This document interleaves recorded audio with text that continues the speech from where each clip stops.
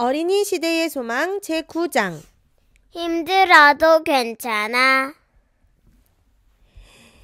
어려울 때라도 예수님처럼 다른 사람을 위로하고 도와줄 수 있어요. 우리의 모든 환난 중에서 우리를 위로하사 우리로 하여금 하나님께 받는 위로로서 모든 환난 중에 있는 자들을 능히 위로하게 하시는 이시로다. 고린도후서 1장 4절 말씀. 어린이 여러분 안녕하세요. 여러분은 이 세상을 살아가는 것이 재밌나요? 아니면 힘들고 어려울 때도 있나요? 모든 사람이 행복하고 즐겁게 살면 좋겠지만 힘들고 어려울 때도 있어요. 그러면 여러분은 힘들고 어려운 일이 있을 때 어떻게 해결할 수 있나요? 예를 들어 여러분이 배가 많이 고파요. 부모님이 밥을 해주시면 좋겠는데 아직 안 들어오셨어요. 그러면 뭐가 필요할까요? 돈이 있으면 밖에 나가서 음식을 사오거나 배달을 시켜 먹을 수 있을 거예요. 또 다른 문제로 만약에 몸이 아프면 그 문제를 어떻게 해결할 수 있을까요? 대부분 병원에 가서 돈을 주고 치료를 받을 거예요. 사람들은 힘들고 어려운 문제를 돈으로 해결할 수 있다고 생각해요. 여러분도 그렇게 생각하나요? 예수님은 이 땅에 태어나시기 전에 온 우주의 왕이셨어요. 하지만 사람의 모습으로 이 땅에 태어나셨어요.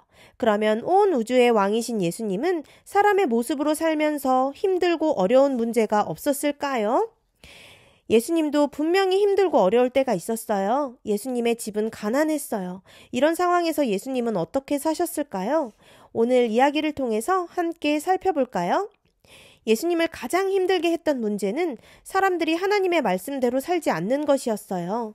예수님은 하나님의 말씀대로 살기를 원했고 하나님의 말씀대로 살았어요. 그런데 당시 종교 지도자들은 자기 마음대로 하나님의 말씀을 해석해서 다른 법을 만들고 사람에게 가르쳤어요. 여러분이 예수님의 상황이라면 어떨 것 같아요?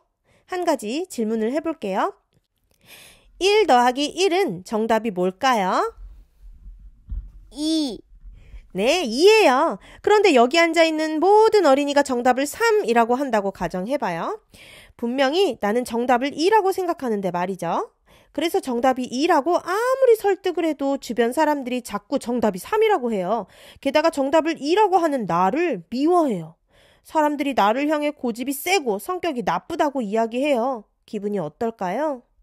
굉장히 억울하고 기분이 안 좋아서 집에 가서 엉엉 울 수도 있어요. 그런데 집에 가보니까 엄마도 아빠도 모든 가족이 1 더하기 1은 3이라고 해요. 그러면 이제 내가 1 더하기 1은 2라는 걸 알아도 더 이야기하지 않고 다른 사람들이 말하는 대로 이제부터 3이라고 해야겠다고 생각하겠지요? 예수님이 바로 그런 상황이었어요. 하나님의 말씀대로 순종하며 살아야 할 종교 지도자들이 자기 마음대로 하나님의 말씀을 바꿔서 자기들이 옳다고, 자기들이 맞다고 이야기해요. 그리고 수많은 사람이 종교 지도자들이 만든 법이 맞는 줄 알고 따랐어요. 그래서 예수님이 하나님의 말씀을 있는 그대로 순종했을 때 예수님의 형제들은 예수님을 미워했어요. 그리고 예수님이 잘못됐다고 말했어요. 예수님의 어머니인 마리아는 예수님이 형제들에게 미움받는 모습을 지켜보는 것이 힘들었을 거예요. 그래서 마리아도 예수님에게 종교 지도자들이 만든 법에 순종하며 사는 것이 어떻겠냐고 이야기했어요. 그때 예수님은 어떻게 하셨을까요? 하나님의 말씀대로 사는 것이 참 힘들어요. 이제는 지도자들이 만든 법대로 살아야겠어요. 라고 하셨을까요? 아니에요. 예수님은 하나님의 말씀대로 사는 것이 사람에게 가장 필요하다는 것을 아셨어요. 그래서 예수님은 종교 지도자들의 법을 지키라고 제안받을 때마다 이렇게 말씀하셨어요. 하나님의 말씀에 이렇게 기록되어 있습니다. 종교 지도자들이나 형제들은 예수님의 이야기가 하나님의 말씀에 대한 바른 설명이라는 것을 깨달았어요.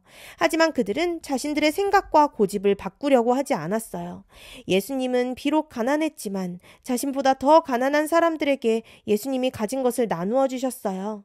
시대의 소망 9장에서는 이렇게 말하고 있어요. 예수께서는 나눠줄 돈이 별로 없었지만 자신보다 더 궁핍한 사람들을 구제하기 위해 종종 자기 몫의 음식을 내주셨다. 예수께서는 형제들이 가난하고 비천한 사람들에게 가혹한 말을 할 때 격려의 말을 그들에게 해주셨다. 그분은 도움이 필요한 사람들에게 냉수 한 컵이라도 주고자 하셨고 또한 자신의 음식을 조용히 그들의 손에 들려주셨다.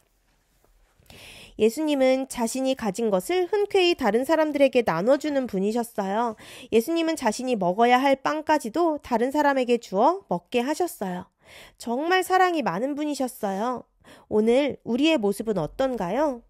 어떤 사람들은 예수님과 같이 자신이 가진 것을 잘 나눠주기도 해요. 하지만 대부분의 사람은 먹고 마실 것이 많지만 다른 사람을 돌아보는 마음의 여유는 없는 것 같아요. 예수님은 주변 사람들의 미움을 받으면서도 하나님의 말씀대로 이웃을 사랑하셨어요. 그런데 이런 예수님을 형제들조차 미워했어요. 왜냐하면 그들은 자신의 것을 다른 사람들과 나누고 싶지 않았기 때문이에요. 자신들이 하기 싫어하고 할 수 없는 일을 예수님이 즐겁게 하시는 모습을 보고 불편해했던 거예요. 예수님은 어려운 문제를 겪고 있는 중에도 자신의 것을 다른 사람에게 나누어 주셨어요. 많은 사람이 어려운 문제를 만나면 내가 가장 힘들다고 생각하고 자신의 문제만 해결하려고 해요. 하지만 예수님은 그러지 않으셨어요. 예수님은 그렇게 힘들고 어려운 상황에서도 다른 사람을 위해 자신의 것을 나누셨어요. 예수님은 하나님과 단둘이 시간을 보내는 것을 좋아하셨어요. 천연계로 나가서 아침에 하나님의 말씀을 읽고 마음 깊이 하나님의 사랑을 묵상했어요. 그리고 조용한 곳에서 하나님께 기도했어요. 그렇게 하나님과 함께하는 시간에서 힘을 얻은 후에 일상생활로 돌아와서 하나님께 받은 사랑과 힘을 다른 사람들에게 나눠주신 거예요. 여러분도 힘이 들고 어려울 때 누군가에게 위로를 받으면 힘이 나지 않나요? 지금 한번 생각해 보세요. 여러분이 힘들 때 부모님이 여러분이 좋아하는 음식을 해주거나 여러분이 좋아하는 장소에 데려가면 힘이 날 거예요. 친구들이 집에 놀러와서 위로해주고 같이 시간을 보내면 힘이 날 거예요. 하나님은 예수님의 가장 좋은 부모님이자 친구셨어요. 그래서 예수님은 힘을 얻었고 또 다른 사람에게 그 힘을 나눠주신 거랍니다.